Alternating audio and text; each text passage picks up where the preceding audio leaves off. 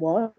For many years, I was the 2.3 lead, so teaching and learning. So I moved over to 3.1. I very reluctantly let go of teaching and learning. I moved over to 3.1, but I'm absolutely loving it. I have to say, I'm loving leading on 3.1. I think maybe coming in from a subject background sometimes can be quite helpful in terms of leading that role.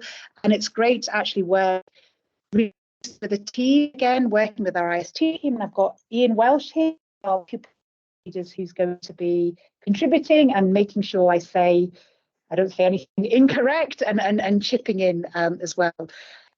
So really, I've called it names, not numbers, in terms of our strategic approach. Yes, of course, numbers are important, and we do a huge deep dive into all of our data every year. Term of the tracking and the interventions that we put in with regards to well-being, equality and inclusion, what we really try and focus in on is actually knowing our young people and knowing those interventions. So I just wanted, really, the aims of the session today is just really to talk through that strategic architecture we have around 3.1, and first of all look at university in terms of what we do across the whole school, and we want obviously to infiltrating into every class, and then if we feel that young people need additional targets, how we do that, how we record it, how we assess impact in terms of that process. And hopefully very successful last time, because I've probably to have a chance to share, because we've still got lots to learn, and I'm sure there's processes and things that you're doing in your school you can be learning from as well. So in terms of well-being, equality and inclusion, it really is, I'm sure it is for all of you, our why. In terms of at the Royal High School, we're lucky in that, at the heart of our visionary statement, we do have that statement of we all belong here. And that really matters to us. And we really want every young person and every adult, every staff member that joins the school to feel that, in terms of that we all belong here. And of course, from an academic point of view, we want to push all young people to achieve potential, but if we don't get this grounding, this foundation right, we all know the impact that it can have on academic attainment as well. So as I say, just give you an overview of our universal approaches, and then some of the targeted interventions that we've put in place. So just to know our team, the staff that we've got, and I guess how we've prioritised funding from a staff point of view into our integrated support team. So we are over 400 now, we're to reach 1,500. So we have 5 houses, 5 pupil support leaders. We've also brought in recently, as a leadership opportunity for staff, but also to support the work of our pupil support leaders, is an assistant pupil support leader. They're not paid, but protect time for them, give them 2 blocks a week, and they are given a caseload of usually 10. Yeah.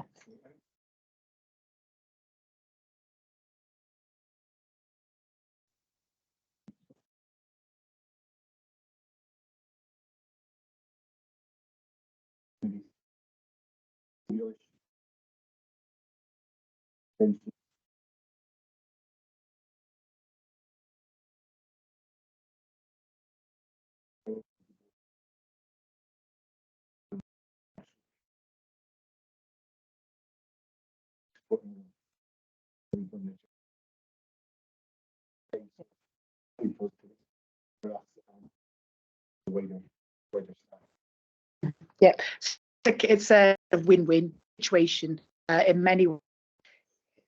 It's like the sound, great. For those listening, my colleague Hannah's laptop wasn't for you to that. We have a pupil staff who focuses on health and well-being, and as well, several members of staff who's Liam trained. This year, because our PEF funding went up, we have a pupil support officer just focusing on attendance. Like many schools, we have no support from an EWO anymore, so we've just taken the one in-house. We prioritise that funding, so we actually have some more school working actually across our learning community for attendance. We have a full-time youth worker in school, And we have in our support for faculty, we have a curricular leader, we have 3 additional full-time teachers, we have days. And for those of you who aren't in City of Edinburgh, this was a really helpful post up. So for a team look across the community, we have a full-time counsellor, and we also have an additional part-time counsellor who is in 2 days. In addition, again, if patients have to base within our schools. So we have our enhanced support base. For the young people who are referred into our enhanced support base, it is done through an application to the authority. These are young people often with an autism diagnosis, but with social, emotional communication issues, who in the past may well have gone to a Grade 4 provision of mainstream, and it's been a brilliant addition to the school. And within, we have a PL, half teacher, PSA, and then with wellbeing hub, which is we control over how we do it.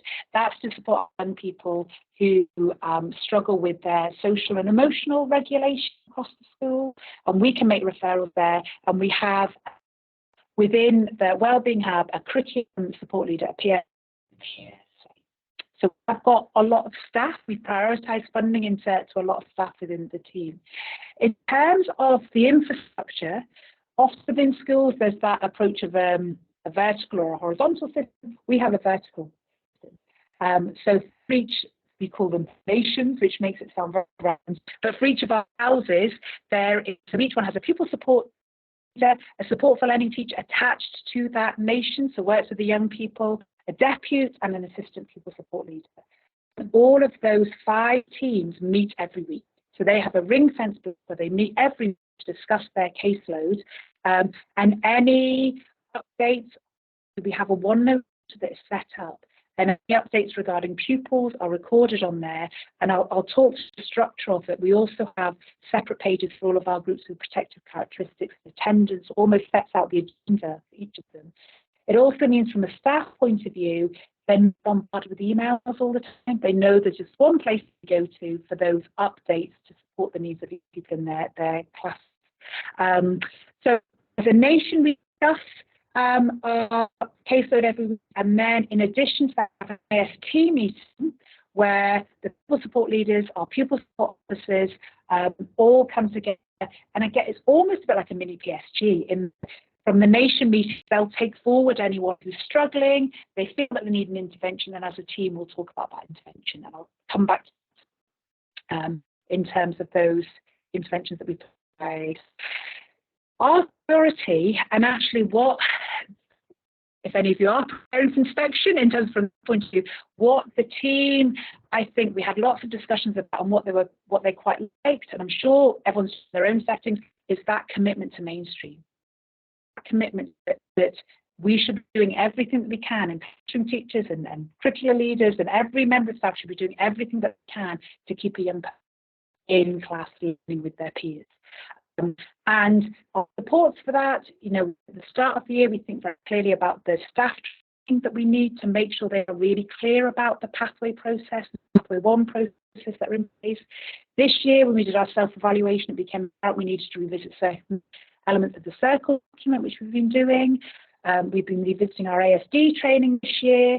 We've been revisiting our positive relationship strategy to make it as proactive as possible. And actually, we've been revisiting with pupils what respectful and safe looks like. So from the young people, what we need to do to show behaviours that are safe and respectful, and actually from the teacher's point of view, what we need to be doing to make young people feel safe and feel respected in their classrooms. We use the edict tracking system, which is a City of Edinburgh-based tracking system, to make sure that teachers know all of the pathway 1 supports. So actually, I've got an overview to show, but they can basically pull up their class and they've got all of the protective characteristics in front of them, and then they can click on the young person. It takes them to their pathways, and the team work really hard to keep those pathways updated for staff. And we're just trying to be as proactive as we can to keep young people in class. Of course, this is where this overlaps with so many other things, getting the pathways right. This totally ties in with our curriculum that we have in place, and I've been really trying hard to look at the pathways and having really relevant and resonant journeys for young people through the SCQF framework and through alternative qualifications, as well as the academic subjects that we have. Done a lot of training around Host School about health and well-being, and particularly well-being indicators, and using that language of well-being indicators.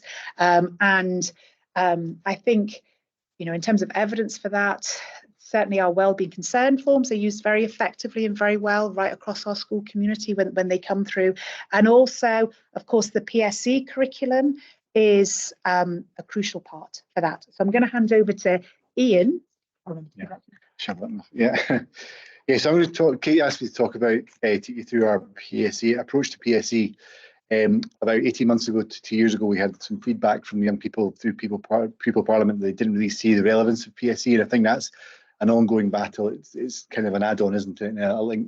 So what we decided to do was try and approach it in maybe a slightly different way, and the iPads allowed us to do that. We're obviously in our school, everyone has an iPad from S1 to S6, so that's allowed us a little bit of instant feedback, if you like. So we stick to the 4 main themes for S1 to S3. It's a very rigid program in a sense that we cover them all and we revisit them throughout the year. And what we try and do before we start each theme is get a sense of what the young people think about a particular theme. Is there any gaps in their knowledge? Is there anything they're not sure of? And we try and tailor the content to that feedback, and that we gather that feedback through a Microsoft form. It's a very simple process, and as a team we then unpick it a little bit and find particular content which we think is going to maybe nail the things that they're maybe not unsure of, or is there a recurring question, a recurring theme coming back linked to those themes that we need to cover. We then, once we've gone through that theme, we just send it in another form again and get instant feedback again in terms of how they found that. Was it interesting? Did it answer all their questions? The anonymity of the Microsoft form is really good as well, because it allows them to put their hand up in a form, but they're not embarrassed. They're not asking a question from their pals. It allows us again to just either cover it anonymously in class. This question's come up. We can now go over it in class, or we can reach out to them privately and have a chat around it if that's the way it's gone. And that's been really revolutionised the way I think we've made PSE a little bit more relevant here. And I think that's the feedback we got from the inspectors when they came in, was they were quite impressed by our programme, because it did seem, and it correlated with the feedback they received from the pupil focus groups, that it did seem to have a relevance to them. We also use the wellbeing indicators in the UNCRC articles as a framework as well. So as a starter, we'll talk about, if it's sexual health, for example, we'll put the Shonari wheel up and ask them to pick out what particular area we're going to be covering, what kind of what wellbeing indicator might be covered today when we're discussing this and that. And again, it just becomes part of the conversation, which again is, hopefully, we think, and it's a work in progress, nothing's perfect, but it's certainly improved our interactions in PSE and made it a little bit more relevant to them. For S4 to S5, there's a little bit more flexibility. On that feedback we watched documentaries and we don't understand why we're watching them. It's a waste of time. We want to do study, for example. So we've worked in times when, for the S4 to S5 and S6, where they've got assessment, so they can use PSE to study, on the proviso that at other times we will then touch on the 4 main themes in PSE again.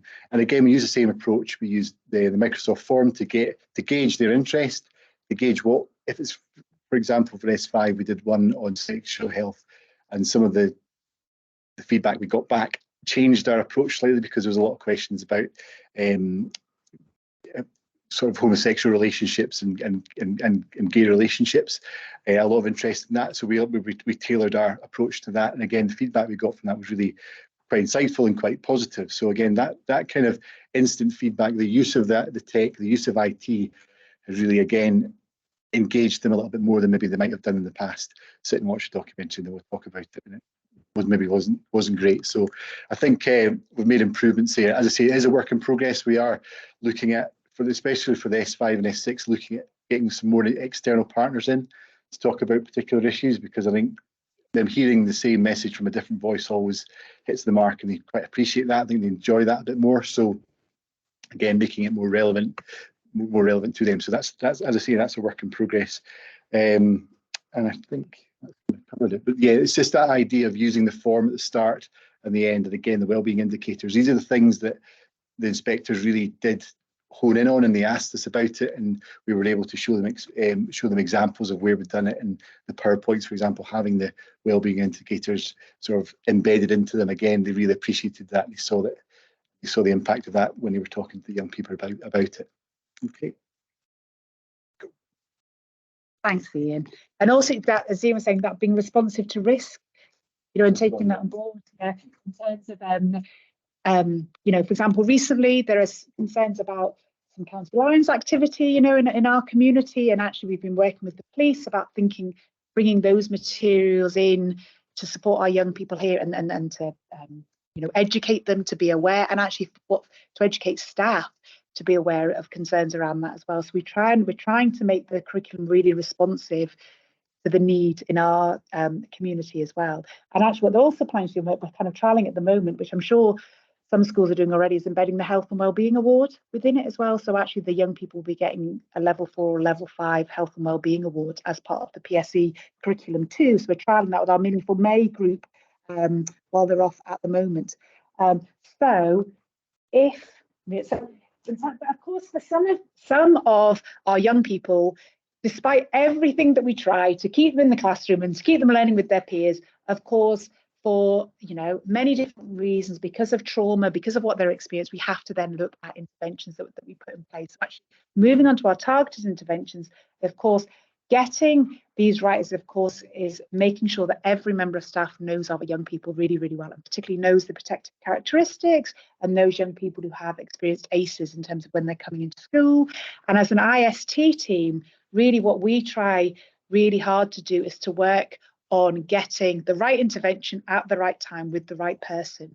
And we try hard to use as many of the staff trained in school as much as possible. So we try and use our in-house support program and our toolkit that we've got as much as possible. But then, of course, we do move beyond to pathway 3 supports. And this is where kind of our data strategy, or my data strategy that I've kind of pulled together. Yes, of course, I've got lots of spreadsheets and things like that. But to me, it goes beyond that. It's actually really getting to know the young person and actually using their lived experience and what they're telling us as often some of the key data. And this was something that we had some really interesting conversations with the inspection team about, in terms of actually what is meaningful data and what are we actually measuring, what is easy to measure in school as opposed to actually what is really important to measure. And this is what I was arguing in terms of a data strategy should be focused in on actually what is important to measure. And often that's to do with what the young person's lived experience is about. So I've talked about EDICT already. So EDICT is a system where every class teacher knows who in their young person has a protective characteristic. We expect them to know that when we're doing our walkthroughs. We ask them those questions when they're going in. When the inspection team are in, quite rightly, they would ask the member of staff at the front, can you tell me please who are your young carers, who are your care experience, who are your PEF people? So, and of course, the start of the intervention is knowing the young people. And in addition, looking at it more from a whole school point of view, in our Nation OneNotes that we've got set up, we have a tab for all of our protective characteristics as well. So for our groups, our young carers, our care experienced young people, our PEF. So it's almost like our agenda. So on a weekly basis, we are revisiting them. But again, staff can access all of that information as well. Now, for those of you who aren't familiar with EDICT, unfortunately for the staff here, the PowerPoints will go up because I'm sharing the screen. It's tiny up here in terms of being able to see it. But for those who aren't familiar with EDICT, and I'm sure that you've got your own tracking system in place if you haven't, for every classroom teacher, they can pull up their class on EDICT, their names are at the side, and then basically just about make out. There are a series of columns with tick boxes, and that's where it's data that's extracted from CMUS. So right away, the class teacher has the overview of who has any ASN needs, who are the young carers, who are the care experienced. And then what they can do, if you wouldn't mind moving on, is they can then click on the name of that young person and it takes into the pathway 1 information behind there. We have information, of course, about the strategies in class to implement, but what we also try and update as much as possible is also their strengths and what they like, just to support those kind of conversations as well. But we expect all of our class teachers, and they do it because they want to get it right, to be engaging with this all the time and to have the 2 systems up. And we try and ring fence time at the start of the year for staff to have time to get to know their classes when they're coming in, because this bit is really important that class teachers know their young people. I keep going to change your mind, forgetting that. Now, in addition, as I mentioned before, we have our OneNote jotter. Again, the people here can't see all of the tabs there, but just to read out some of the tabs that we have. So this is when we meet as our nation, as our team, every week. We have tabs there that is giving the weekly updates, any things that staff need to know from a weekly update point of view. But then we also have tabs like dyslexia assessments. We've got a list within our nations of who are currently undergoing dyslexia assessments, so we're aware of that progress. We've got our group who are at risk, so from academically at risk. So those, and we try and identify them from S1 who look like they may not be on target to achieve 5 at 3, and we start to get interventions in as quickly as possible. So we have a list of all of those, and I think certainly from curricular leader and class teachers' point of view, they find that helpful because they can see, are they just struggling in my subject, or is there a bigger issue that we need support with? We have attendance there. So every month when we get our latest monthly attendance, we focus that meeting on looking at attendance and looking at the progress and looking at if we've improved from last month and who we need to be targeting. We have a list of all of our young people with an open GERFEC plan, which is helpful for us as teams to remember who are our open GERFEC plans, and also to make sure we are revisiting them. And sometimes we need to close them, because I think we've tightened up a little bit on that, in that, sometimes there were plans that were sitting open that should have been closed but hadn't been closed. So we're reviewing that, and we met last Friday. We then look at them collectively in terms of the plans that we've got open. We've got those who've got pathway 3 supports, we've got our EAL learners, any with child protection issues, young carers, care experience, PEF, any in terms of pronouns. We've got an overview just to remind staff of if any of young people are changing their name or their pronouns. So that's almost like our agenda that we look at every week. We update it, but also all class teachers can go into that as well to be reminded of that. And of course, all of our PSAs who are supporting young people. In addition, what we also have is a progress on the side. We've got hub pupils. When when a young person is being extracted from a mainstream class and they're working in the Support for Learning Hub, we really want to keep an overview of why that is taking place. What is the decision behind this? Is it just because actually they're being quite challenging and it's almost easier to pull them out, or actually we're really focusing in on their learning? So what Debs, our CL for Support for Learning, has under there is a list of all of the young people from those nations who are accessing our Support for Learning Hub and why they are accessing them. And again, we can revisit to make sure, actually, is it now time to integrate them back into class, or actually do we need to actually move to an assessment of need and actually make this a permanent change to their curriculum? And that's been a helpful overview, certainly from my perspective, just to make sure that those people who are accessing that base have a rationale and a reason for being there, and we are revisiting that as well. So I keep forgetting that I can't do it. So what we also do in terms of looking at targeted interventions, so we really want to make sure that everyone knows who all these young people are.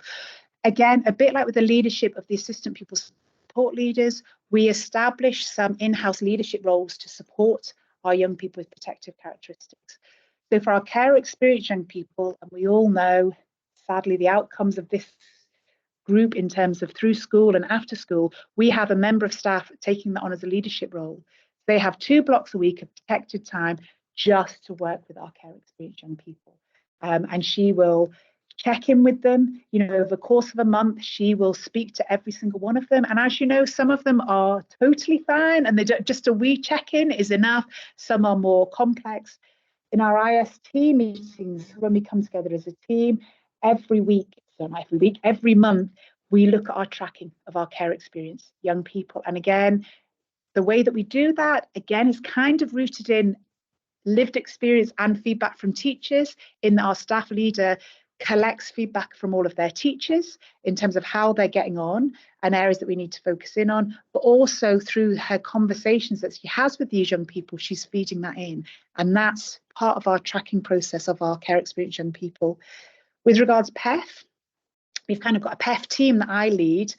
So we've got our PSO focused in health and wellbeing, our PSO focused in attendance, and our youth worker.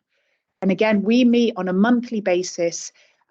This is a spreadsheet, this one, but a spreadsheet of all of our PEF people. And I don't stop at S3, we include afterwards, and looking at the interventions that they have had, and also just revisiting any of our young people who haven't had any interventions, not a problem at all.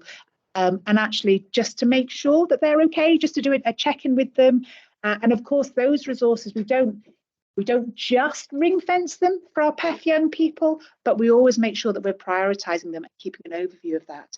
And in terms of our young carers, one of our pupil support leaders takes the leadership role of that, again, making sure their young carer statements are done, working with Shona, who comes regularly to support them, and keeping an overview of their checking. So we try and create some leadership opportunities for staff. Again, a win-win in that it means that we are doing it more effectively and we're getting the support in place, but also we are then creating leadership opportunities for our staff in terms of their own professional development as well. So our next stage would be, I can move on to this one. So our next stage would then be that we would take it to, so for a targeted intervention. So we've met as a nation meeting and we've decided we've got a young person who actually is really struggling and we need to look at supports that we need to do. So we would take that name to our full IST meeting, and then there's a whole range of interventions that we could put in place. We have a form to collect this. Again, I'm afraid it's very small, so you can't see when you can access it all from their website to see, but just some of the interventions that we've got in place. So lots of soft starts, but we've got different soft starts, whether it's an anxiety-based soft start or whether it's actually to do with emotional social regulation to check in how they're feeling. We've got lots of people trained in Liam. So actually, depending if it's a young person with anxiety and it's manifesting itself in dysregulation, they would be Liam trained via our wellbeing hub. If it's more to do with anxiety bordering on school refusal, it would be the Liam training with our pupil support officer who focuses in attendance. So we can almost tailor, even though it's the same training to give them that toolkit, we tailor it to the member of staff that we think would be most appropriate to support their need. We've got specific staff to support self-harm, nurture drop-ins, targeted group work with both girls and boys, particularly around risk-taking behaviour, misogyny. We're just starting one focusing on some of our young people who have been struggling with regards understanding what misogyny is and what it looks like and the language that they're using for reasons that we're all aware about in terms of what's been going on around that. So we're just starting that group up. Lots of work with organisations like Bridge 8 in terms of group work in school and outside of school. We've got sexual health and relationship groups, Articulate, arts-based projects. We've got Therapet. Bruce, our Therapet, comes in every Wednesday and we can refer young people. Prosper, a group with a link with Edinburgh Rugby, JET, Zones of Regulation, Young Minds Matter, Mentoring, Seasons for Growth. So I have all of this on a form. So again, from a tracking point of view, we meet as a team and we decide which we think is the best intervention for that young person. And then we complete the referral. And then it means from a tracking point of view, I have that big overview of who's had an intervention, which then allows us, and we're probably going to do this week, is on a regular basis, we then go back and check in about impact on that. So it's quite a helpful mechanism just to keep that big overview of the strategies that we've tried. Some have worked, some haven't.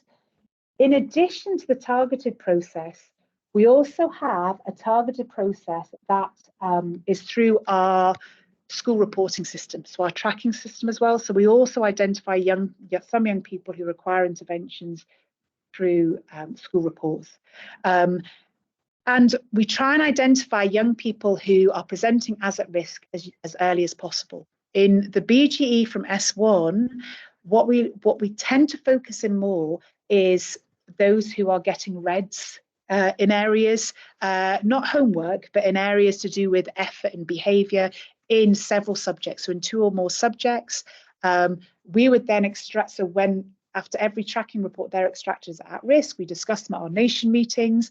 What also happens is when it comes to the family progress evenings that take place, those at-risk families are programmed in first. So before we open up for general booking, they are programmed in automatically with an appointment with the pupil support leader, because the pupil support leader wants to have that bigger picture and to make sure they're having that engagement with their family. I mean, they're doing much more engagement with families around that. That's not the only thing that we're doing, but it's almost as a fallback mechanism to make sure that we are connecting with all of the families that we need to.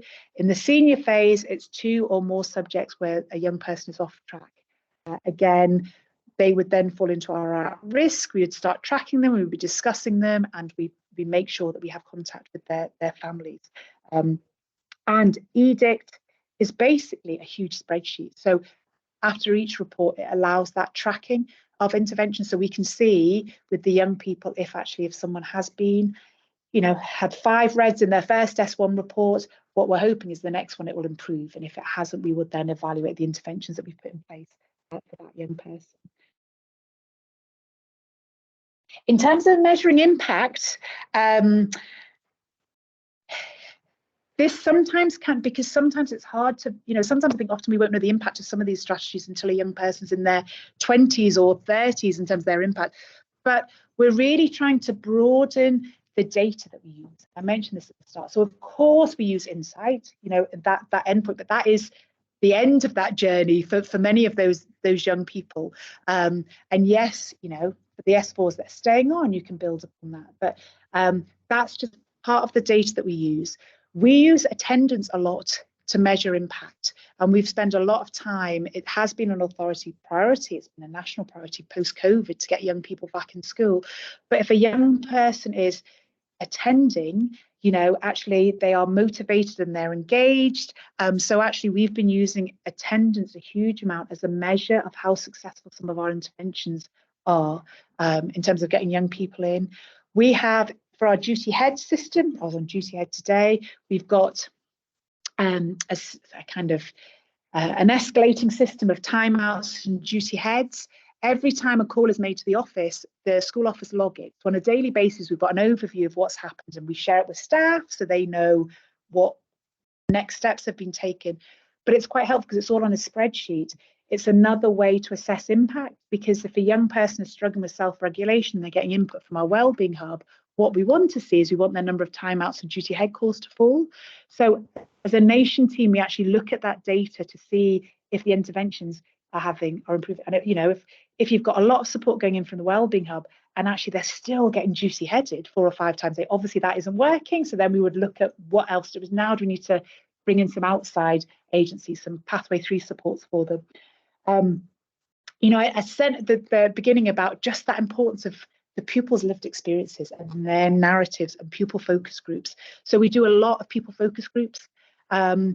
If you've attended our pupil voice session where they've touched upon that, that's a big focus in terms of what we do with our young people. We have protected pupil focus groups. So we have pupil focus groups for our young people who identify as Black and people of colour, to hear from their experiences. We have pupil focus groups for our care experience young people. We have pupil focus groups for our young carers through the work that our leadership is doing. But we're also gathering feedback. And in fact, other people probably do this, but we were struggling to get some data from pupils. And it was one of those years where you've just got no staff cover. And all of a sudden, it's like, hang on, we could actually go in and cover a class and obviously cover the work, but actually have time to use it as a pupil focus group as well. So, whenever we can, we're kind of gathering in that information from data. But really, to me, that's a really important jigsaw piece of that evidence of pulling together the impact that we're having. Lots of pupil surveys. So a lot of the group work, that, if they're going off to Bridge 8, our youth worker will do a questionnaire before and after, just to gauge the impact of them, the she group and the boys group that we've got running again, just to gauge that impact of them, and of course working with families. And we have been trialing, and it has worked really well, some focused family engagement sessions. So I've been leading on writing our anti-racist curriculum across the school, and actually I've ring-fenced pupil engagement with our BPOP families, so just giving them a safe space to share their experience, and that's been so powerful to do that. So thinking about just, I guess, making sure you're just hearing an honest, truthful version of their lived experience of the school. And finally, just an overview of the policies that sort of underpin 3.1, in terms of that suite that is supporting really its inclusion and trying to support inclusion. So we've got our promoting positive relationship policy, rooted in ready, respectful, safe, which we've been visiting this year. Our attendance policy, which we've spent quite a lot of time tightening up on this year, and just looking at the interventions within our attendance policy and actually moving towards, we've got, it was actually a sharing event with from Craigmount, in terms of we've got monthly mail merge letters that are going out to all families just to alert them about attendance, and actually equating to how many days they're missed, in terms of that percentage sometimes can be so misleading, and that our attendance is on the up, which is great, from that intervention that's taking place. Quite a tight policy around flexible and alternative timetables, because obviously that is the presumption to mainstream, is that young people are coming in and they're following the full curriculum, their legal entitlement to a full curriculum. Now, sometimes, of course, it is appropriate that actually that timetable is reduced to them, or some curricular pathways taken away from them. But we just have quite a tight policy around assessment of needs and planning around those young people, and we revisit them probably on a couple of months basis. We'll go back and we'll have a look at all of those on flexible. Is that still appropriate? Should we be revisiting that?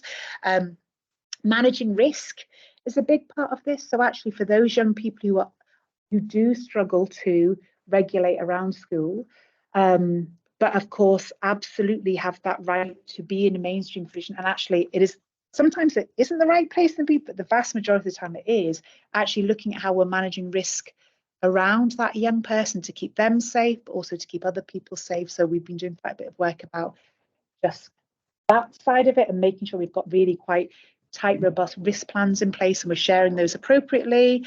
And also we've been revisiting our processes around bullying and discriminatory incidents, and we've been doing quite a lot of interesting work this year with, as part of our journey towards an anti-racist curriculum, but with Intercultural Youth Scotland, about having a script and a shared language that all staff are using with regards any discriminatory language. So if you're hearing something, all members of staff will say, that is not okay, and we are going to deal with that. And then it's making a decision about whether it's dealt with then, if the class teacher feels confident, or if it's passed on. But it's almost that, letting everyone else know as well that that is not okay, and we are going to deal with it, and we're not going to accept that within the school.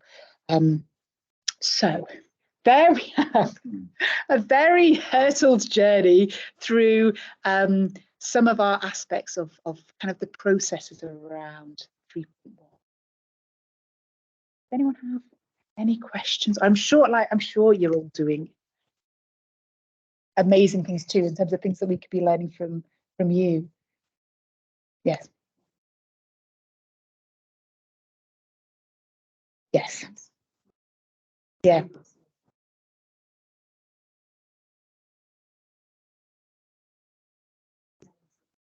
Yeah.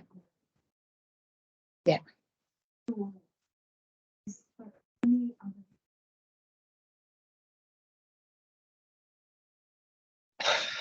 I mean, in terms of sharing information within education, everything that we are sharing on that is relevant to getting Pathway 1 supports right. From a child protection, the child protection tab is the one where we would make decisions if actually staff need to know this.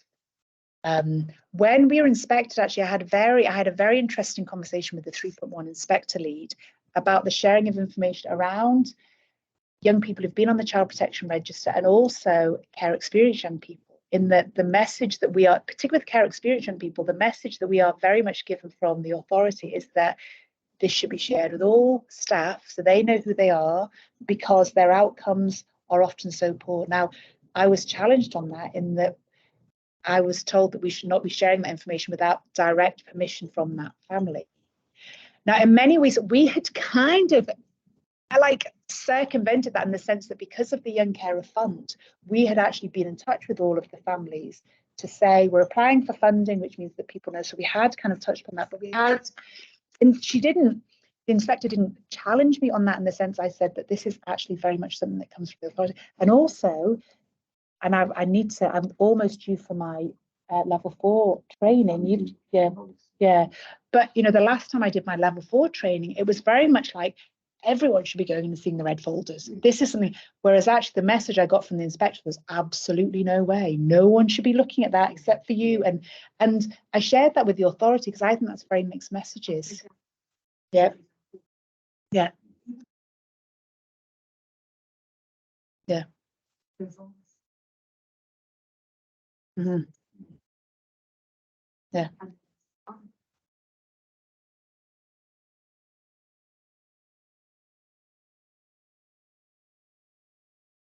Mm-hmm.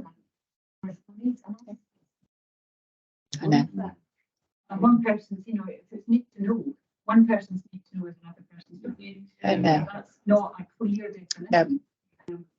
We've certainly had experience recently of where we have shared information only with people who were teaching that young person. We tried to keep it quite tight, and then we had an incident because the class was being covered with something. Totally.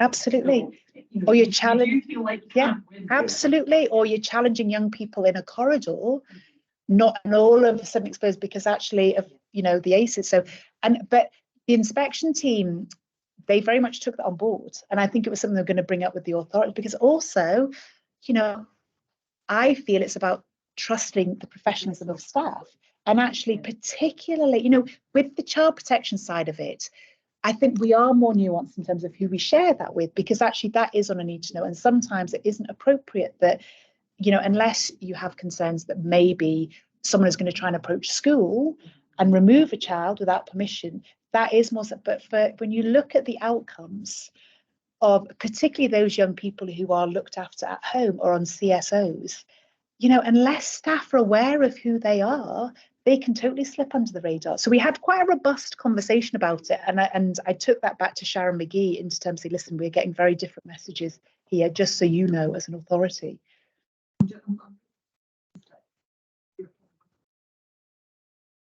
Mm-hmm. Yeah.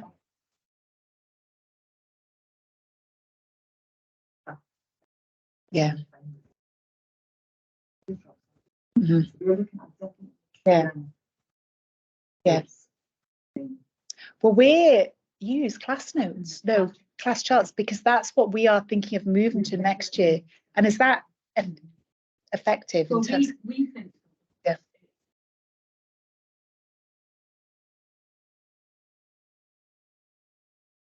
Mm-hmm. Which we have set up at the start of the year, and we've got different coloured flags that if there's a learning need, if there's a support need, that, whatever that is, and you click on the icon for the young person, and you get through to what you're sharing exactly.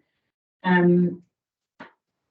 mean, it doesn't matter what system you've got, does it? There's always going to be something to do. I made a note about. I wonder if there's a way we can share when something's changed. We do tend to send out an email, but also we're in the process of looking at how can we streamline that kind of communication, so that people aren't reading through as much. So it swings and roundabouts. I really like class charts because I think in one place. The one downside of it, I guess, is that there's, because of we don't get the first years until rollover until they've actually pitched us on the first day. There's always a bit of a lag, and you told everybody about it, and then you're like, yes, totally. To get the update. but once that's in, then yeah. And the fact it's nervousness of it, it's like yes, something else. totally. That seems to be the secret. No. And I like with class chats, I like the fact it's linked to a photograph of the young person. So actually, if you're covering a class and you're coming in, whereas I think that is the flaw. Or if we had, the slightly more updated version of Seamless, we could do it on that. But I think that's the flaw with Edict, in that it's just names. So if you don't know the young people, you don't actually know who they are. Teacher who Yeah. Yeah. Lots of advantages. Positive communication at home. With our version of Over and Above. For you would be like your values. I think Pauline said your junior positive referral for the links to values. Yeah. We've got all of that happening through class charts. Again, consistency is just like the holy grail of education, especially in a big school. Totally. Yeah. Any other systems that you're using that are working that we could learn from, or? Yeah.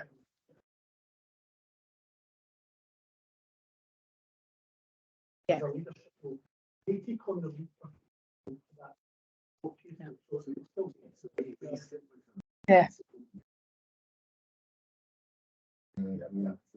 You would still have your YPP, so you would still be.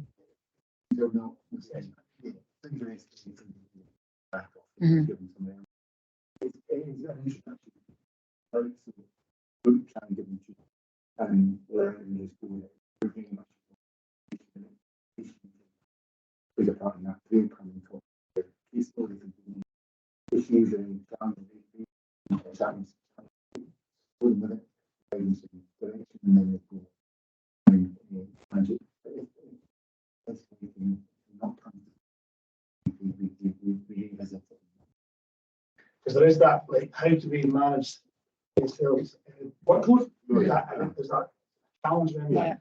How do we support? So for us,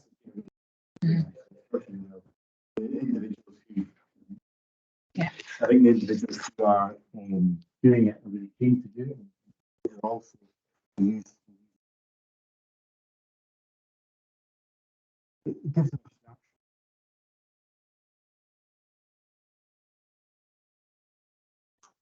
Sometimes there's a question there about how we identify young carers in terms of the process. We've done that in SE. So there's a question about how we. So basically, we have a relationship with Edinburgh Young Carers, and a lady called Shona comes in, and they actually deliver a PSE lesson on young carers and take them through what a young carer is and what supports are out there, and that's been really good. And at the end, she asks the question through a Microsoft form, do you think you're a young carer and would you like to have a conversation about it? And then she's then come back into school and met with individuals who've maybe suggested or querying whether or not they're a young carer. So that relationship with that the charity has been really, really good for us, and it's really kind of brought to our attention that there are a huge number of young people actually who fall into that category, and we've been able to support them a lot better. With my colleague Scott, he has an overview of that, and he has the relationship with Shona, and he invites her in for if a young person, we bring it up in fairly regularly actually in PSE about young carers, again just the idea of what it is to be a young carer and the impact that could have on your schooling and stuff, and then there is additional support there. So Shona comes in, meets with them, and then we put in place some interventions if necessary. So that's how we do it. Any more? Any questions? If there's any questions from those online, please just feel free to put them in the chat.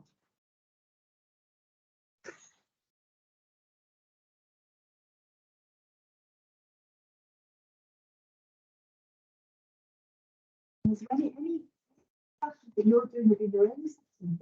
Really?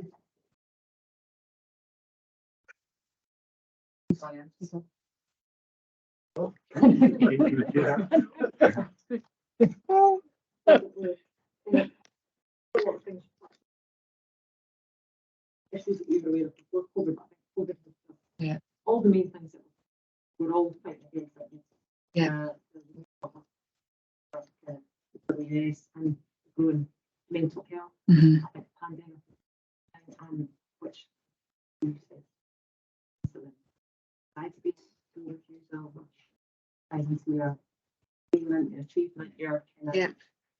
So I just think that we feel like we kind of, a lot of the things that you talked about, we have different versions of what we're working on. Mm.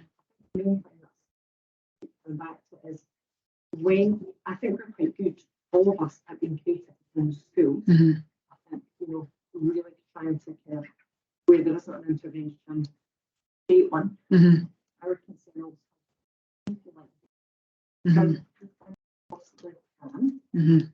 with school-based supports and the close partners that work really well with the outputs, there's nothing. Mhm. And that's the bit that access. But when you kind of, you're the one that has the relationship with families and you're on a day-to-day basis, genuinely have to not for anything else. It's partner. Yeah. And I think all of this is brilliant. And I'm really delighted to hear that, a lot of this based on those reminding yourself actually as for a lot of young people we just all of us are still not getting into school or not able to access the right support we do for mentally, not that family or and I suppose that's my biggest concern. And there's a growing need, as you say, what's come through the primary additional support, function for mainstreaming, what's impacting on support leaders, heads, class teachers. I just think it's the 3.1 remit is going exponentially. One of the things we've done as a kind of a response to that is we've split the remit, so we don't have a DHT 3.1. No. We have one DHT who's responsible for universal support and somebody else who is doing targeted support. And one of the things we've done to try and make sure that we maintain an overview is we've got, because like Kate, we've got all sorts of different interventions in various different places to support young people with different needs. So we've keeping track of that, who's doing what and where we can, what have we got we can respond, because everything's got waiting lists and there's lots of stuff. So we've started in the last kind of year, 18 months, we've started up a meeting just very quick once a week that is what we call the school resource group, and that is both the DHT targeted and universal and the support for learning lead, as well as anybody else we need to pull in, and that's kind of what's come up that week at our pupil support group, who needs something put in place quickly, where can we do that? Because sometimes there's not one stop, we've got a place to be on a pilot basis as well as school counsellors. So sometimes it's just about juggling that resource to be able to be responsive. Totally. It is. It's tough. We're stretched. Yeah. I'm sure it's our curricular leader for our wellbeing hub. So he was hoping to come, but he couldn't. He's been very creative at linking with partners. So we've got, so for our young people, I mean, I don't know how we cope without the wellbeing hub now, I have to say, in terms of, because actually I think in terms of that impact from COVID, yes, anxiety, but dysregulated behaviour is what we are now dealing, like kids walking, not staying in class, walking, and the lap, as we call it, they just walk around the school, they must get thousands of steps in. But he's been working really hard to look at pathways. We've got some really good partnerships with Scran going on. We have, it's got hundreds of them, I've forgotten a lot of them now in terms of the ones that he's got. I mean, he's just been quite creative in responding to need. So we've got a lot of really quite effective pathways through our wellbeing hub. For those who like, he does up at Drumbury Hub, he's doing wellbeing qualifications through taking out to the gym in the afternoon, and the Prosper programme, the rugby-based programme. So I'm lucky in the sense that he's very proactive and looking for those pathways for those young people, and he's looking at sort of expanding them all the time. But it is tough, and we've Not at all. And, you know, and we do all that we can to get it right for young people. But sometimes mainstream is not the correct setting for them. And I think what is frustrating is how long it can take to actually then to get a young person. So, you know, we've had a young person that's finally been accepted into Pathway for that has taken over a year.